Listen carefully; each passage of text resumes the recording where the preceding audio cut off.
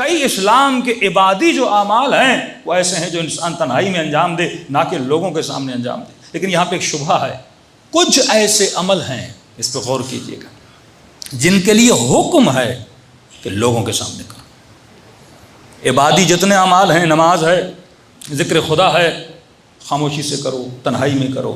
لیکن کچھ ایسے اذکار ہیں، کہتے ہیں بلند بلند آواز سے کرو۔ جن اذکار میں سے ایک ذکر ہے، ذکر صلوات۔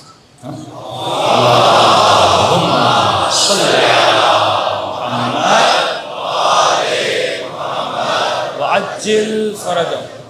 کچھ اذکار ہیں جو حکم ہے کہ تنہائی میں کرو، جیسے لمبی لمبی عبادتیں، لمبے لمبے سجدے، اللہ کی دربار میں راز و نیاز، انفاق کرنا، کسی یتیم کی مدد کرنا، کسی غریب کی مدد کرنا، یہ سارے آپ کو ملتے ہیں کہ مولا علی رات کے اندھیروں میں جاتے تھے، کہ یہاں تک فرمایا اگر کسی کی مدد کرتے ہو تو مثال دی کہ اگر سیدھے ہاتھ سے دیتے ہو تو تیرے الٹے ہاتھ کو پتہ نہ لگے، نہ کہ مسجد میں اعلان ہو فلاں صاحب نے 2 لاکھ روپئے دیے مسجد کی ٹائل کے لیے، اس کے تو پر نکل آئیں گے نا۔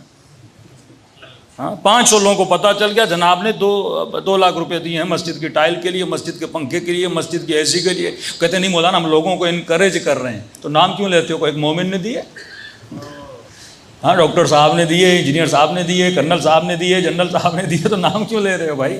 آپ بول دو ایک مومن تھا بیچارہ، اس نے اتنے دیے۔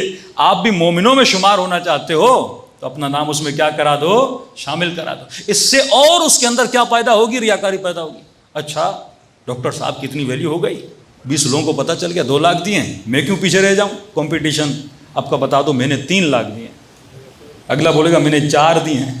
ہو مسجد کا بانی تو خوشی ہوگا نا کہ پیسے بڑھ رہے ہیں، یہ اپنی کمپٹیشن میں مسجد کا فائدہ کرے جا رہے ہیں، لیکن اپنی آخرت کو کیا کر رہے ہیں؟ تباہ کر رہے ہیں۔ روایت کے جملے ہیں، جب کوئی بندہ ایک نیکی کرتا ہے، مثلا کسی غریب کی مدد کی اس نے، کسی یتیم کی مدد کی اس نے، اللہ اپنے ملائکوں اور فرشتوں کو کہتا ہے اس ایک نیکی کے بدلے میں 70 نیکیاں لکھو۔